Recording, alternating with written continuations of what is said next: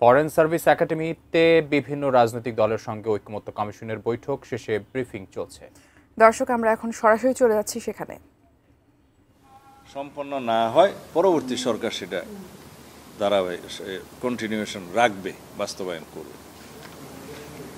আর জুলাই সনদের সমস্ত সুপারিশ বাস্তবায়নের জন্য অঙ্গীকার আবদ্ধ হয়ে রাজনৈতিক দলগুলো নির্বাচনী ম্যানিফেস্টোতে অন্তর্ভুক্ত করে জাতির কাছে প্রতিশ্রুতিবদ্ধ থাকবে যে যারাই ম্যান্ডেট পাবে পার্লামেন্টে যাবে তারা এগুলো বাস্তবায়নের জন্য অঙ্গীকার আবদ্ধ থাকবে।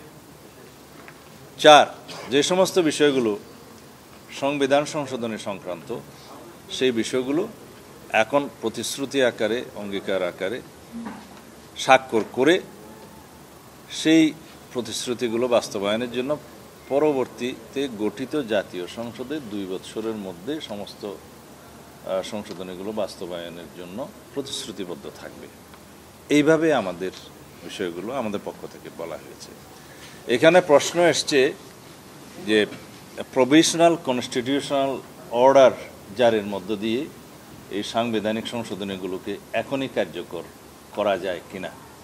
কোনো রাজনৈতিক দলের পক্ষ থেকে এই প্রস্তাব দেয়া হয়েছে এবং লিখিত সাজেশনও একটি রাজনৈতিক দল দিয়েছে। আমি সেই বিষয়ে আমার বক্তব্য দিতে চাই, আমাদের দলের পক্ষ থেকে দিতে চাই।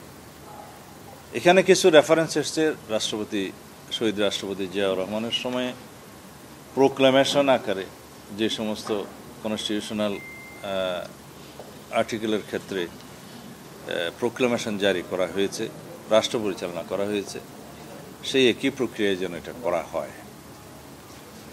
আমরা তার প্রতি উত্তরে বলেছি, যখন কনস্টিটিউশনের আংশিক অথবা পূর্ণাঙ্গ স্থগিত থাকে তখন রাষ্ট্র পরিচালনার ক্ষেত্রে এইরকম প্রোক্লামেশন জারি করতে হয়, কিন্তু সেগুলোর লেজিটিমেসি দেয়া হয়েছে পরবর্তী জাতীয় সংসদে সাংবিধানিক সংশোধনী গ্রহণ করার মধ্য দিয়ে।